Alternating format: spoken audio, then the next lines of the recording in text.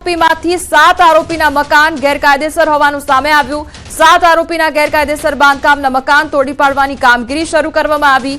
અમદાવાદના વસ્ત્રાલમાં આરોપીઓના ગેરકાયદેસર મકાન તોડી પાડવાની કાર્યવાહી કરવામાં આવી।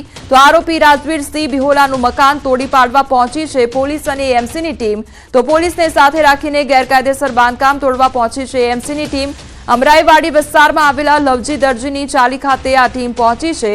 સવાલ એ થાય છે કે આખરે એએમસીને તોફાની તત્વો સામે ફરિયાદ નોંધાયા બાદ કેમ ખ્યાલ આવે છે કે આરોપીઓ જ્યાં રહે છે તે મકાન ગેરકાયદેસર છે। તો એએમસીની ટીમ દ્વારા જે ગેરકાયદેસર મકાન છે તે તોડી પાડવાની કામગીરી હાથ ધરવામાં આવી છે। સંવાદદાતા દીપિકા અમારી સાથે જોડાઈ ગયા છે। દીપિકા, જે આરોપીઓ હતા તેમના હવે ગેરકાયદેસર મકાનો તોડી પાડવાની કામગીરી હાથ ધરવામાં આવી રહી છે। શું અપડેટ અત્યારે ત્યાં આગળ કયા પ્રકારની પરિસ્થિતિ જોવા મળી રહી છે?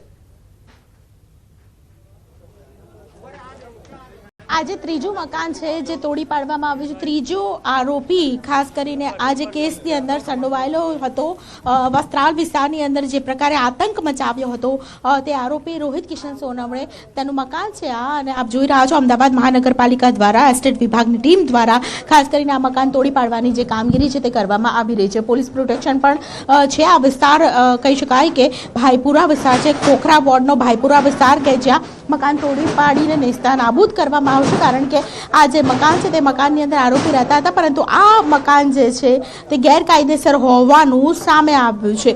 આરોપીનું જે નામ છે તે રોહિત કિશન સોનવણે હોવાનું સામે આવ્યું છે। સૌથી મહત્વની વાત છે કે અહીં સવાલ તો ઘણા ઉઠશે, કારણ કે અમદાવાદ મહાનગરપાલિકા દ્વારા એસ્ટેટ વિભાગ દ્વારા ખાસ આ કામગીરી કરવામાં આવી, તો સવાલ અહીં એ પણ ઊભો થાય કે અત્યાર સુધી જો આ મકાન ગેરકાયદેસર હતું તો શા માટે કાર્યવાહી કરવામાં ના આવી। પરંતુ બીજો તરફનો સવાલ જે ઊભો થઈ રહ્યો છે અને જે આતંક મચાવ્યો હતો તમામ આરોપીએ, તેને લઈને પણ ક્યાંક ને ક્યાંક એવું ચોક્કસથી દેખાઈ રહ્યું છે, એક સંદેશ પણ આપવામાં આવી રહ્યો છે સરકાર દ્વારા અને પોલીસ દ્વારા કે જો આરોપી છે આ પ્રકારનું કોઈ પણ કૃત્ય કરશે, અસામાજિક તત્વ બનીને લોકોને જે રીતે રંજાડવામાં આવ્યા હતા વસ્ત્રાલમાં અડધી રાત્રે, જે પ્રકારનો આતંક ફેલાયો હતો, વસ્ત્રાલ વાસીઓ ડરી ગયા હતા। આવી પરિસ્થિતિની અંદર આ તમામ જે લોકો છે 15 લોકો, તેમાંથી 7 ઘર આઈડેન્ટિફાઈ કરવામાં આવ્યા છે। પોલીસ કમિશનર GS મલ્લિક તેમણે ખાસ જે ઇન્ટરવ્યૂ આપ્યું, મીડિયા સાથે વાતચીત કરી, તેમાં તેમણે સ્પષ્ટ કહ્યું કે 15 આરોપીઓમાંથી એક જુવેનાઇલ છે, એટલે બાકીના જે 14 આરોપી છે તેમાંથી 7 આરોપી છે એવા કે જેમના મકાન છે તે ખાસ કરીને કહેવાય કે ગેરકાયદેસર હોવાનું સામે આવ્યું છે। અમદાવાદ મહાનગરપાલિકાની ટીમને એસ્ટેટ વિભાગને જાણ કરવામાં આવી છે અને કાર્યવાહી કરવામાં આવશે। તેમાંનું આ ત્રીજું મકાન કોમલ આપ જોઈ રહ્યા છો, જે ભાઈપુરા વિસ્તારમાં આવેલું છે। અગાઉ જે 2 મકાન હતા તે અમરાઈવાડી વિસ્તારમાં આવ્યા હતા, અને આ જે ત્રીજું મકાન છે તેમાં ત્રીજો આરોપી રોહિત કિશન સોનવણે તેનું મકાન હાલ તોડી પાડવાની જે કામગીરી છે તે કરવામાં આવી રહી છે। જો કે આ વચ્ચે જે સવાલ ઊભો થયો છે, એસ્ટેટ વિભાગની કામગીરી વચ્ચે પણ સવાલ ઊભો થયો છે કે ગેરકાયદેસર મકાન અચાનક જ રાતોરાત જ્યારે બંધાઈ જતા હોય છે તો તે માટે આખરે જવાબદાર કોણ છે, તે પણ ક્યાંક ને ક્યાંક આ વાત, આ સવાલ છે તે ઊભો કરે એવી પરિસ્થિતિ બિલકુલથી ઊભી થશે। કોમલ। દીપિકા, ગૃહ રાજ્યમંત્રી હર્ષ સંઘવી હંમેશા કહેતા આવ્યા છે કે કાયદામાં રહેશો તો ફાયદામાં રહેશો, અને આ યુવકો જે છે તે કાયદાનું ભાન ભૂલ્યા છે, એટલે એનું પરિણામ અહીંયા જોવા મળી રહ્યું છે। દીપિકા, બિલકુલથી દેખાઈ રહ્યું છે, કારણ કે જે પ્રકારનો રોષ જોવા મળી રહ્યો હતો વસ્ત્રાલ વાસીઓમાં, ગઈકાલે જે રીતે તમામ આરોપીને લઈ જવામાં આવ્યા હતા, જાહેરમાં તેમની સરભરા કરવા માટે લઈ જવામાં આવ્યા હતા, પરંતુ વસ્ત્રાલ વાસીઓનો જે રીતે રોષ જોવા મળ્યો, આખું વસ્ત્રાલ એક સાથે ઉમટ્યું હતું, ત્યારે એ દ્રશ્ય પણ એ બતાવતું હતું કે લોકોમાં ખૂબ જ રોષ છે। અડધી રાત્રે આ રીતે આતંક ફેલાવવો અને પોલીસનો ડર ના રાખવો, કાયદાનો ડર ના રાખવો, અને જેમ મન ફાવે તેમ વર્તન કરવું, લોકો જે રાત્રે જતા હતા રોડ ઉપરથી પોતાના કામ અર્થે અથવા બીજા સ્થળે જતા હોય તો તે લોકોને રોકી વ્હીકલ પર ગમે તેમ કાચ તોડી નાખવા, ગાડી તોડી નાખવીને જે પ્રકારનો રીતસરનો આતંક મચાવ્યો હતો, તે આતંક સહી શકાય તેમ નહોતો ને।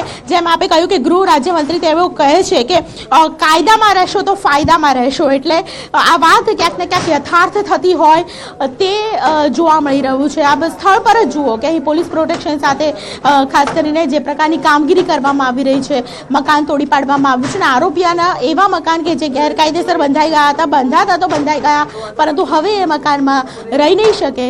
અને આપ દ્રશ્યોમાં પણ જુઓ કે કોર્પોરેશનના જે એસ્ટેટ વિભાગના શ્રમિક વર્ગ છે તે અહીં ખાસ કરીને કામગીરી કરી રહી છે. અને આ ત્રીજું મકાન છે, હજુ પણ ચોથું મકાન છે તે તોડાવવાનું છે ને તે અમરાઈવાડી વિસ્તારમાં છે, તે ગણેશનગર વિસ્તારમાં છે અમરાઈવાડીના. અને આ ત્રીજું મકાન છે જે હાલ તોડવામાં આવી રહ્યું છે. થોડી ક્ષણો બાદ ચોથા મકાનના પણ સમાચાર આપણી પાસે મળશે. એટલે કુલ 7 આવા મકાન છે, 7 આરોપી છે કે જેમણે ગેરકાયદેસર મકાન બાંધી દીધા હતા. એન કેન પ્રકારે તેમણે પૈસાની ગોઠવણ કરી હોય કે જે પણ હોય, પરંતુ ગેરકાયદેસર રીતે મકાન બાંધી દીધા. પરંતુ હવે તેઓ પાછા આવશે ત્યારે તેમનું મકાન અહીં તેમને જોવા નહીં મળે. અને તેમને તે કારણ પાછળ જવાબદાર માત્ર ને માત્ર વસ્ત્રાલ વિસ્તારની અંદર જે પ્રકારે તેમણે આતંક મચાવ્યો હોય તે કારણ છે, તે ક્યાંક ને ક્યાંક જવાબદાર બનશે તેવું લાગી રહ્યું છે. દીપિકા, અત્યારે ત્રીજું મકાન તોડી પાડવામાં આવી રહ્યું છે. જે રોહિત નામનો જે આરોપી છે તેનું મકાન તૂટી રહ્યું છે. અત્યાર સુધી 3 મકાન તૂટ્યા અને હવે પણ જે 7 મકાનો તૂટવાની વાત છે, તો શું આજે જ તમામ મકાન તોડી પાડવામાં આવશે? તેને લઈને કોઈ અપડેટ છે? બિલકુલ, અમદાવાદ મહાનગરપાલિકાના એસ્ટેટ વિભાગને શ્રમિક વર્ગ અને તેની સાથે પોલીસ પ્રોટેક્શન સાથે મંજૂરી લેવામાં આવે અને ત્યારબાદ જે ટીમ છે તે ટીમ કામગીરી કરે. એટલે આ ત્રીજી મકાનની તોડવાની કામગીરી છે. જોકે હાલ પૂરતો તે માહિતી છે કે આજે ચોથું મકાન છે, આજે ચોથું મકાન પણ તૂટી જશે અને બસ થોડી મિનિટોની અંદર લગભગ 2:30 વાગ્યાની આસપાસ સમય આપવામાં આવ્યો છે કે અમરાઈવાડી વિસ્તારની અંદર ગણેશનગર વિસ્તારમાં રહેતો જે આરોપી છે, ચોથો આરોપી, તેનું મકાન છે તે ગેરકાયદેસર હોવાનું સામે આવ્યું છે. પોલીસ પ્રોટેક્શન ત્યાં ગોઠવાઈ ગયું છે અને મારા સહયોગી પણ ત્યાં પહોંચી જશે. એટલે જે પ્રકારની કાર્યવાહી છે સતત ન્યૂઝ 18 ગુજરાતી પણ દર્શકો સુધી એટલે પહોંચાડી રહ્યું છે કોમલ, કારણ કે અસામાજિક તત્વો દ્વારા જે રીતે અમદાવાદ જેવા શહેરને, જેને મેટ્રો સિટી કહેવામાં આવે છે, તેવા શહેરમાં આ રીતે આતંક મચાવવો અને આ પ્રકારનું કૃત્ય કરવું, ત્યારે વસ્ત્રાલ વિસ્તાર હોય કે પછી નરોડા વિસ્તાર હોય કે નિકોલ વિસ્તાર હોય, જેમ અગાઉ પણ આપણે ઘણી બધી વાર ગૃહ રાજ્યમંત્રીની સ્પીચ સાંભળી છે કે કોઈ પણ ચરમબંધીને છોડવામાં નહીં આવે, તો તે દ્રશ્યો અહીં ક્યાંક ને ક્યાંક કાયદાને લઈને, કાયદા વ્યવસ્થાને લઈને અહીં પુરવાર થતા હોય તેવું લાગી રહ્યું છે. કાયદા વ્યવસ્થામાં રહેશો અને કાયદામાં રહેશો તો ફાયદામાં રહેશો, એ શબ્દ ક્યાંક ને ક્યાંક અહીં આ દ્રશ્યો પરથી સાબિત થતા હોય તેવું લાગી રહ્યું છે. કોમલ. જી દીપિકા, સમગ્ર માહિતી બદલ આપનો આભાર.